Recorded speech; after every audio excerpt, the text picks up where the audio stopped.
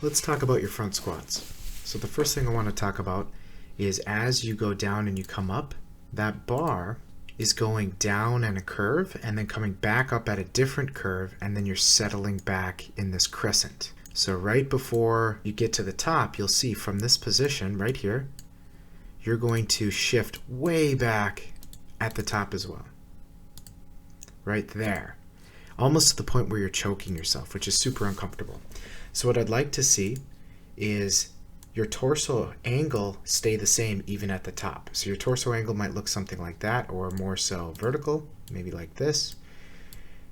Your leg, your knee, and then when you're actually squatting all the way down, we try to keep it the same all the way down into the bottom.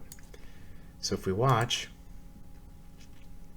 you're going to lean forward, and then you're going to go even more forward right into the bottom as you collapse, because what's happening is your elbows want to drop, but you're doing a good job of keeping them up. But because you're thinking about your elbows, you're losing your core pressure, so then your upper back is going to round. So rather than thinking about lifting your elbows up, perhaps what you want to do is just think about when it's time to come back the other way.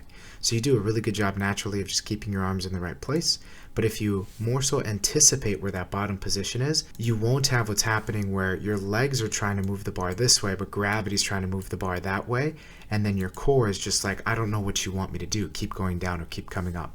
So if you anticipate the bottom a little bit sooner, it'll really help you get up. But if you notice on your front squats, you get a lot deeper than in your back squats. So again, just like I talked about on that extra back squat video I sent you, we want to make sure those knees come forward just a little bit more so that you can achieve this position. However, what you're doing is, just like in your back squat, you're initiating this lift with your hips. So you actually sit back first. And what that does is, rather than when you first line up, you're lined up really well over your ankles, and then the first thing you do is you move all of your body weight, all of the bar's weight backward, taking some of the pressure away from your foot. So just like in your back squats and in your front squats, I'd like you, from this standing position, trying to keep your torso angled the same. So again, you may have to kick your hips out just a little bit so you're in this position. But once you find a good spot where you feel your quads at the start, then I want you to initiate the knee first. So you're going to bend the knee. That's going to help you keep your torso in the same angle.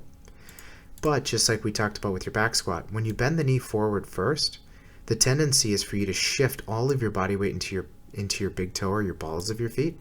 So it's really important as you shift forward that you keep full contact with your foot the entire time.